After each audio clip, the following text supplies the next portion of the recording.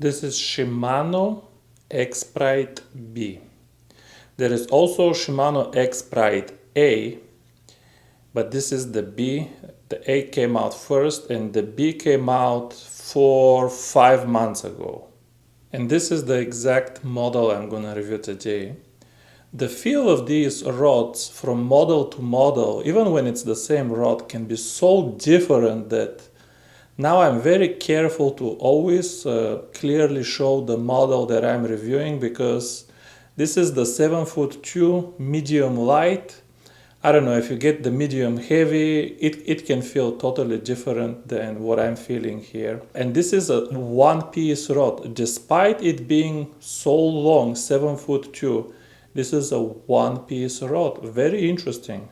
This is what it looks like with a 2500 size Shimano reel. This is a Vanquish, but it looks almost the same with the new Stella, especially if you don't have as much light in the room.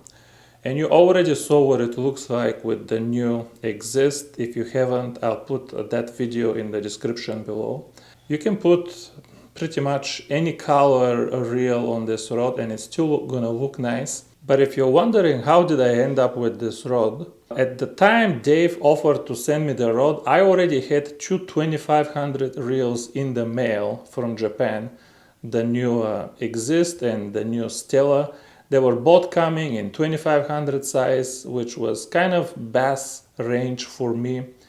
And when Dave offered to send me this bass rod, in my mind I thought, man, that would make some really nice bass combo. And I can maybe make a nice bass video. So that's why I was interested in the rod. But on top of that, believe it or not, I knew about this rod long before Dave offered to send it to me. I've told you before that I'm subscribed to Tactical Bassing, and I like to watch their videos for some inexplicable reason, because I promise you, I really have no interest in bass fishing. I never watch them fish for bass actually, but I watch all of their tackle reviews or tactics or this kind of stuff. But anyway, they reviewed this rod and they really liked it and they recommended it. So I thought that would be a good fit, and I made some nice fishing video with it, and now is the review time. Starting with the butt of the rod. It has one of these monocoque butts. It looks exactly as in my Soare XR, only larger.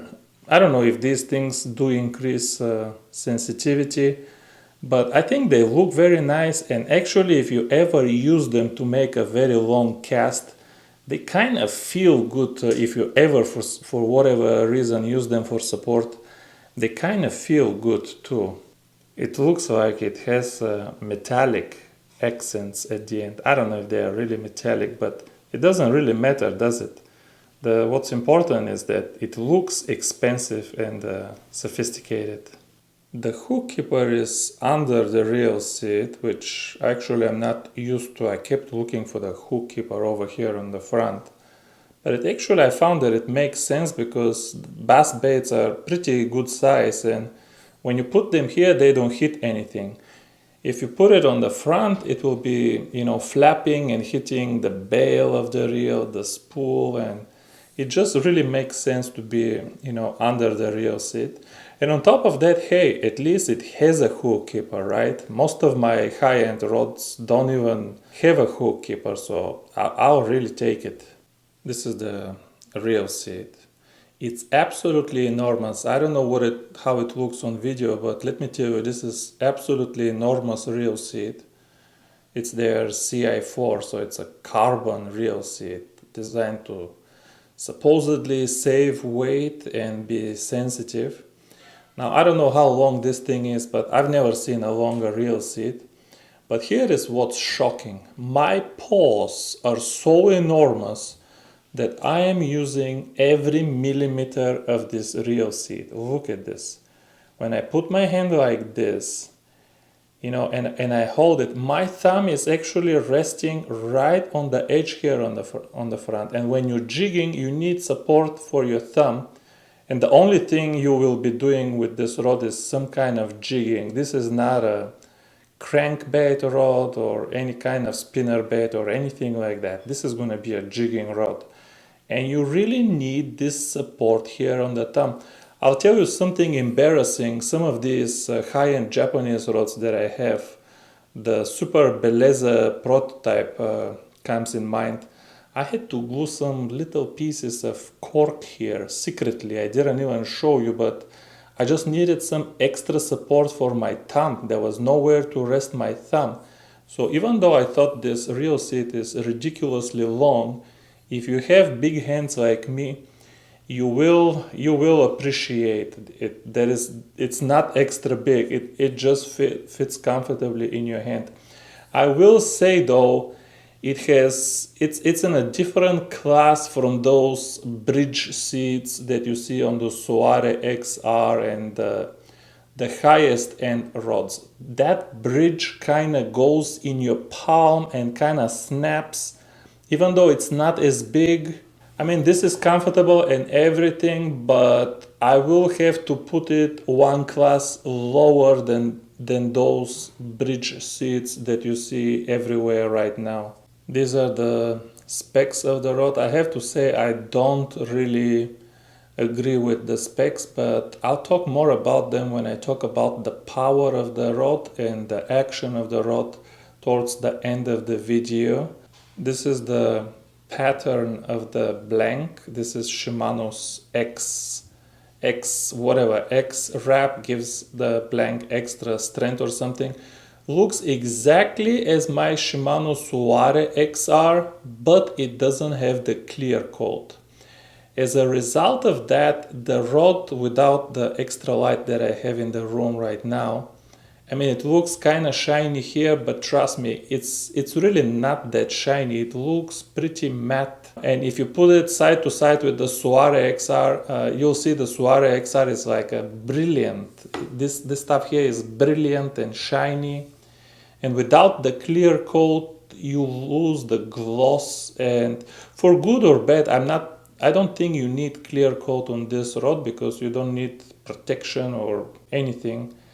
But yeah, it's not as shiny as the Soare XR, but otherwise it looks the same. This is the first guide of the rod. The label advertises that the rod has Fuji SICK guides. It doesn't say what kind of Fuji SICK guides because there are several different kinds of Fuji SICK guides.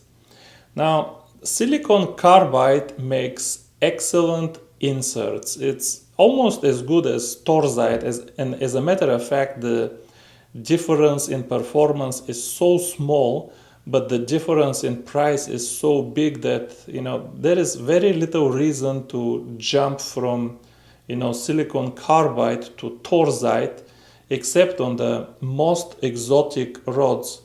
However, what's important and what does make a difference for the feel of the rod is the frame of the guide. Is it steel or is it titanium? And they don't say that. And that's important, if for nothing else, because of the cost, because the titanium frame SICK guides are much more expensive than the steel frame SICK guides.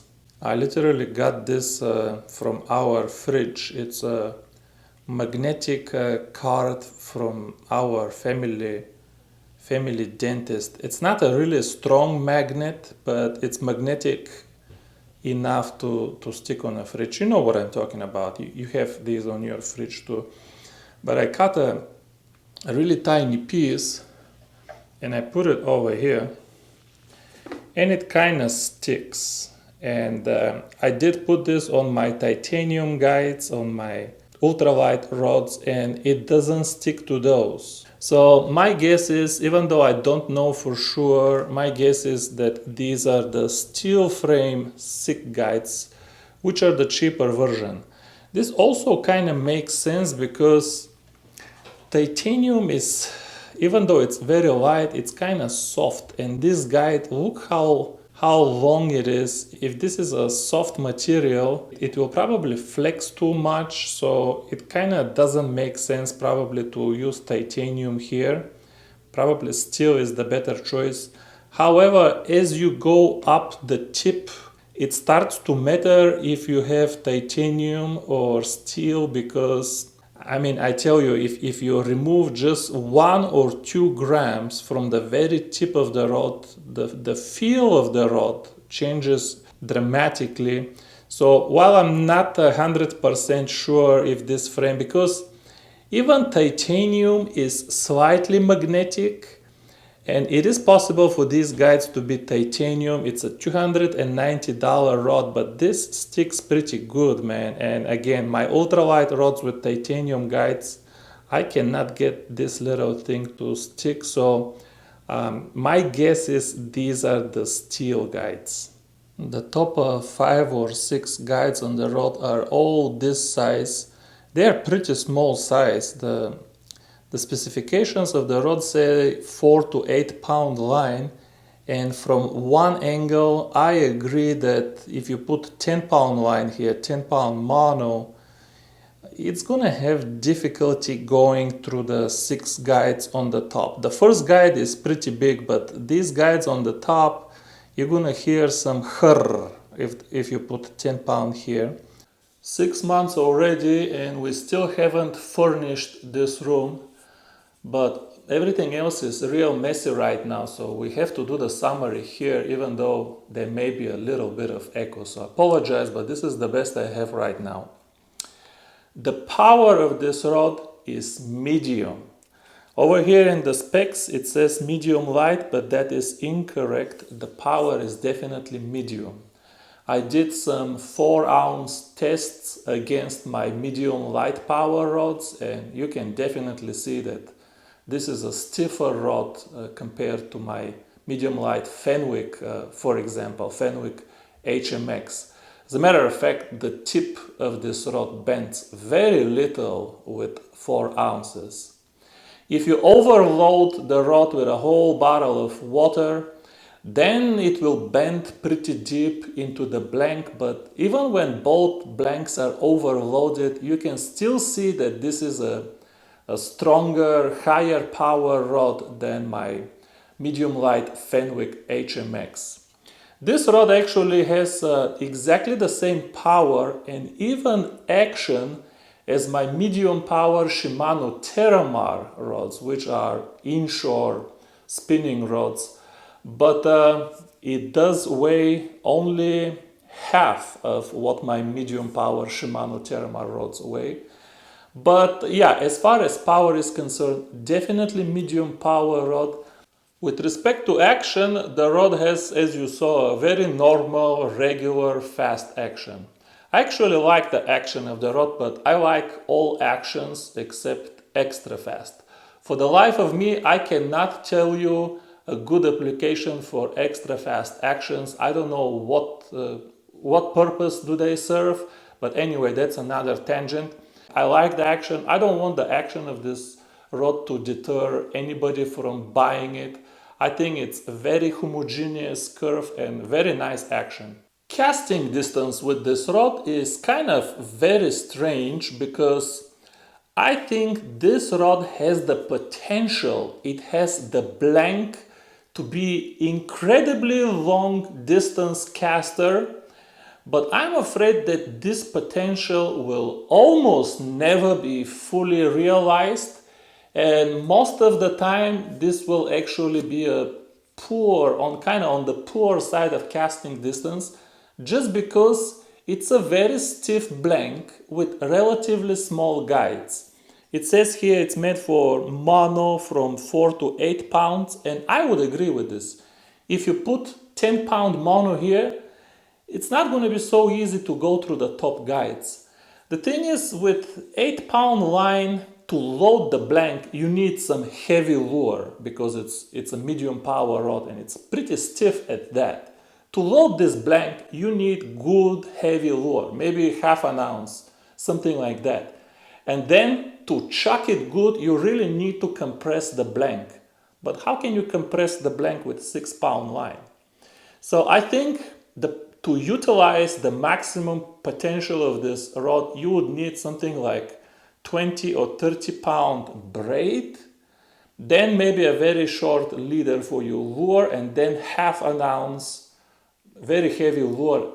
And then if you do that, if you use braid so you have thin diameter and can go through the guides, and then you put some heavy lure and you manage to compress this blank, I think this Spiral X is good stuff. If you compress this blank, if you use this for saltwater fishing and you compress this blank, I think you can chug one of these heavy spoons from the bank.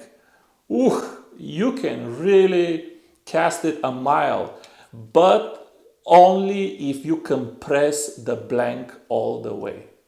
The balance of this rod has to be the highlight of the rod. I cannot think of a better feature of this rod than the balance. I tried some super light reels here, 160 grams. I tried the new Exist, I tried the Vanquish, and I put some, I believe, 240 gram reels. I put the Old Sahara just to see how it feels. That's a huge range of weight there, and the rod is balanced so good that you can put any reel here, it always feels good. I don't remember having another rod where usually always they feel better with a lighter reel or with a heavier reel. It kind of feels like these major craft rods that, you know, whatever you put, they balance so good, they're just indifferent to reels. And this is a 7, mind you, this is a 7-foot 2 rod with what I think is steel frame guides. But with the monocoque butt here, I don't know if there is weight here. It's not that long. Look, this is the reels here. It's not that long behind you. You can definitely maneuver this rod better than some. I have an ultralight rod. I'll review that rod. I had to cut it. It was so long that when I was maneuvering, it was hitting my hips. You couldn't really do underarm. This is a comfortable rod for, you know, even flips and pitches, whatever the bass anglers call it. And it's still so well balanced and so light. I didn't weigh it, but I mean, this is a super light rod. You can pitch and jig with this rod all day and you're gonna enjoy it. Even though this is a 7-foot 2, I cannot imagine what the lighter rods feel like. Must be amazing. But even with this 7-foot 2, you can fish all day. If you're a tournament guy, you can flip the blanks all day with this thing and never get tired. Definitely the balance of this rod and the weight of this rod is the highlight of the rod. Now I'm going to talk about the feel of the rod, and this is, you know, walking into some dangerous territory. The rod feels very nice. You cannot, when you fish, tell that this is a 7-foot 2 rod. It's very easy to maneuver, feels very light in the hand. We cannot talk about a recovery here of the blank. Is it fast recovery, slow recovery? Because it is so stiff, there is nothing to recover. It rarely bends. But it feels really good, and yet this does not feel like an elite rod. I will disagree here with Tactical Bassin, because they say we often think that this rod belongs up there with the, you know, 300 and over rods. I don't think this rod feels like a over $300 rod. It doesn't have the magic feel. And I'll tell you what, I recently went to Bass Pro Shops in Nashville, and I went to Sportsman Warehouse in Murfreesboro, and you will find rods that feel sharper than this rod. What I mean by sharper, I don't know if you try to go back and forth. I mean, there is some weight up there on top. So it's not so easy to do back and forth like this if you try. There is some, maybe because of the steel frame guides. I did see both in Bass Pro Shop and in Sportsman Warehouse, there was one Abu Garcia rod that it cost over $300 though, but that Abu Garcia rod, actually, this might have been a casting rod, not spinning. And that's a different story because they have smaller guides. This is kind of spontaneous summary here, but I will tell you, I felt in Bass Pro Shops sharper rods than this. There was at least a couple. The other rod that felt sharper than this, very shockingly, was some no-name generic brand. It was still very expensive rod, but I never heard of that brand before. But when I felt that rod, that was a sharp rod.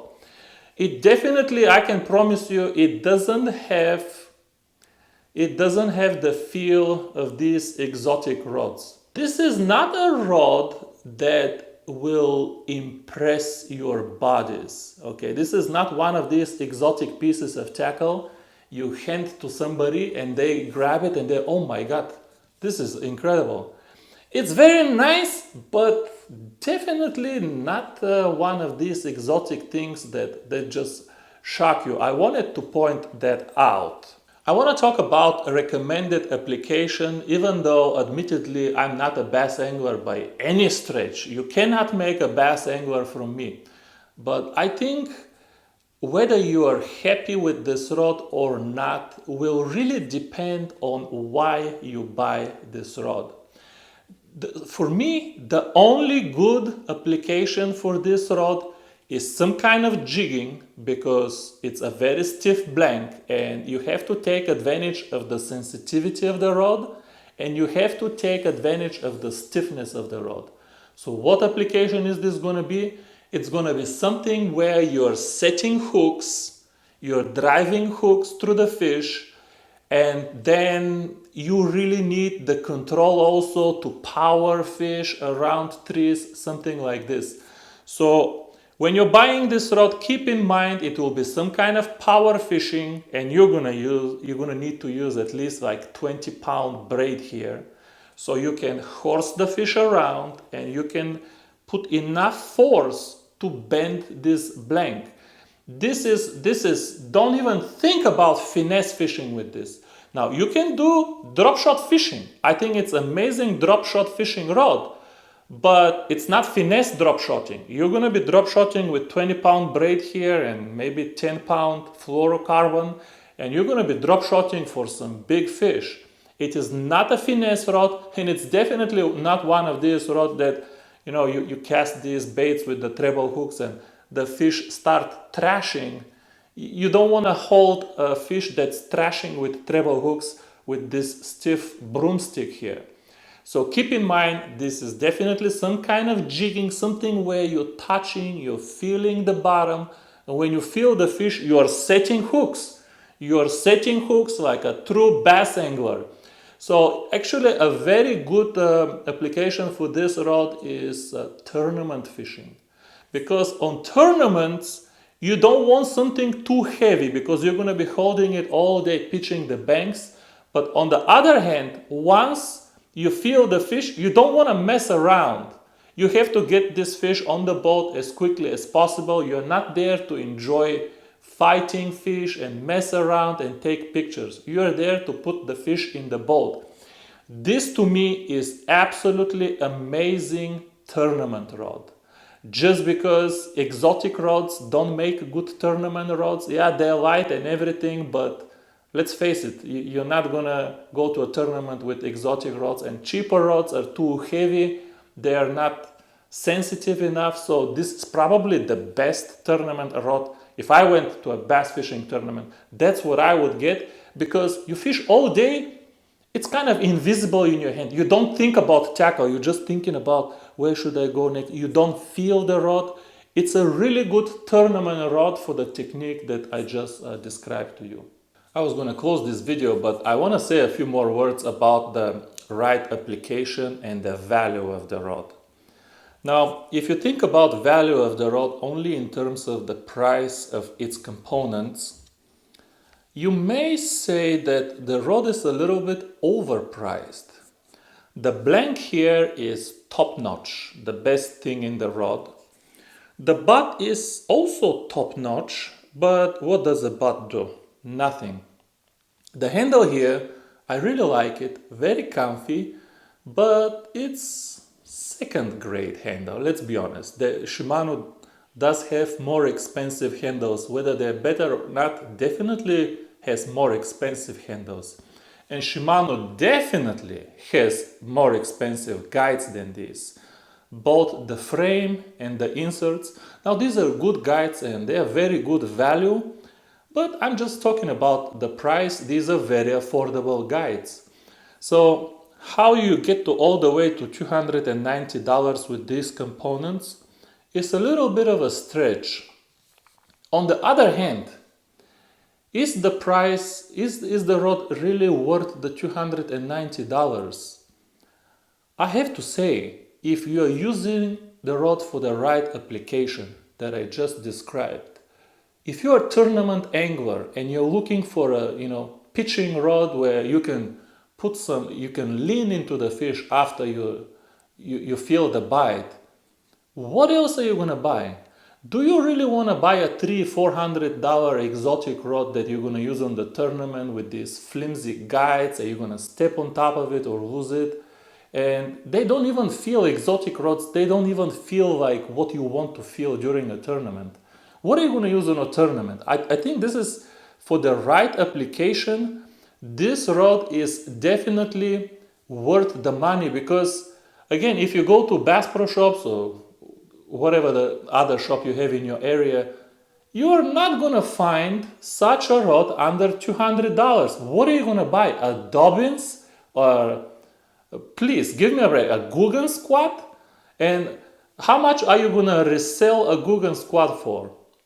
Definitely, if you use the rod for the right application, it's worth the money.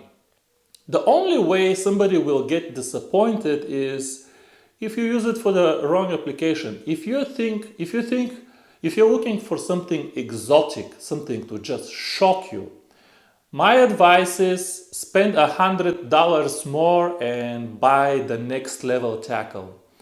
Also, if you're looking for something to mess around with white bass, maybe even crappie, if you're really interested in finesse fishing, not just telling people that you're using white tackle, but if you want to enjoy finesse fishing, maybe you're fishing, drop shotting somewhere in open lake where you don't have snags, you can let the fish run around, you don't really need to horse fish, you want to enjoy finesse fishing, this is not the rod for that. So I don't want to say any more about this. I think you got my point. This is not exotic tackle, it's not finesse tackle. Make sure you buy it for the right reason, for the right application, and you're going to be very happy with it.